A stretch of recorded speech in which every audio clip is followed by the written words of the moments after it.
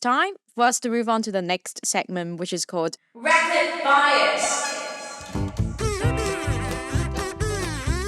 And in this segment, I'll be asking my guests biased questions they've got asked at some point in life. So, Ben, are you ready?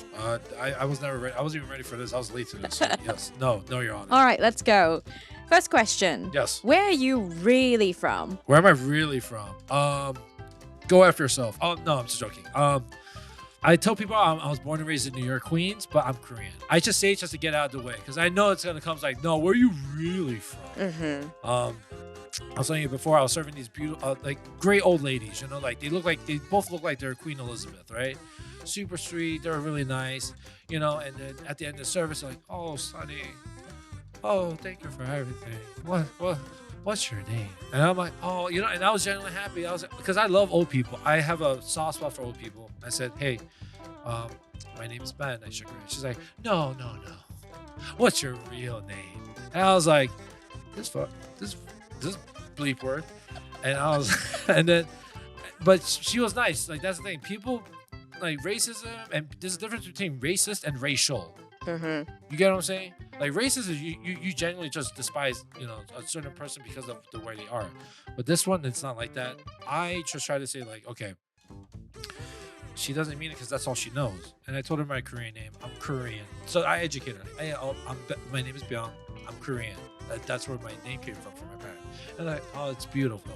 That's what she said after. So it was a nice moment afterwards. Nice. So there you go. And next question. Okay. Ben. Yes. You speak good English for an Asian. Oh. One time I was in college. I worked at a beauty supply store. I was a manager there. I was checking this black lady out. And I remember as soon as she was walking out, she turns around. She's like, you know what? Can I say? I was like, yeah. What's up? She's like, your English is so good. I'm like, excuse me? She's like, don't get it the wrong way. I love it. It's just, you sound like I love it that you just sound like there's a difference between speaking English and sounding American. You get what I'm saying? So that's what she was trying to say. I started cracking up because she was cool already. You know what I mean? She's like, I just gotta say, God bless you, blah. It's amazing and this and that. So yeah, it depends on who says it. That's what it is. It's the context. It's the context of how people say shit like that. Yeah. You gotta take it with a grain of salt each time. For sure.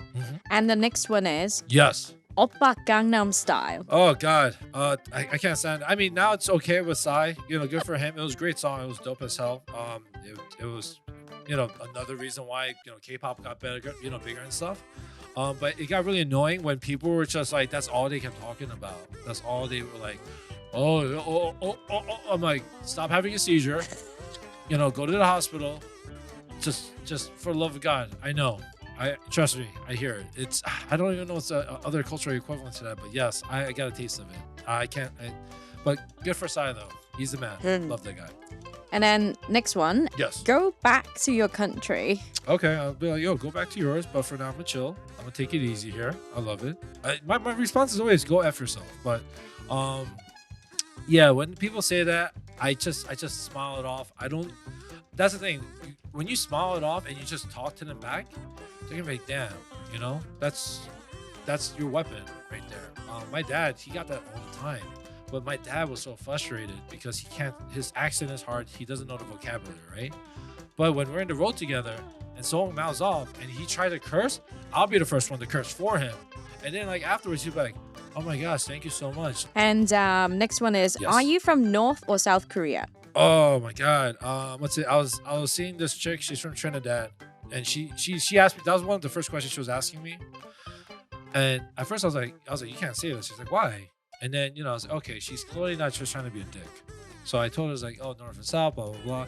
And, and she's from Trinidad. And she's like, yeah, I don't know anything. And I don't know anything about her country, too. Like, so she taught me about, like, Carnival.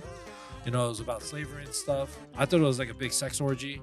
And, she laughed about it even. So, I learned something. We were both able to laugh. But, laugh together about our cultures. And that's all it is. Just trying to embrace each other's cultures in a more comedical way. Yeah, education and help each other learn. Yeah. And finally. Okay, finally. Wow. You are really big for an Asian. Wow. Yes. I get that all the time. Like people do the look up and down, look at me. I've had people grab me, like literally grab me like I'm like a Pokemon. And I get it, I'm like, all right, cool, because I feel like I'm a representation of what it is to be an Asian. So it's kind of like, yeah, you better watch out, son. I'm going after you, not like that, but I was at a bar, some guy from New Zealand, like Waikiki Tatiti, he literally just grabbed me. He's like, oh my god, he literally said what you just said, but he couldn't stop talking about it. He's like, and then he also said, like, man, because he considers some Asians, like, man, I wish I was as big as you. So you know what I mean, like, it's not, I don't take it like as like an insult or whatever.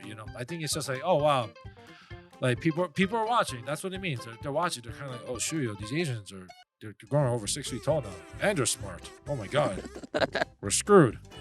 So Well, yeah. okay. There you go. All right. Thank you for playing this round of Rapid Bias, Ben. Sweaty.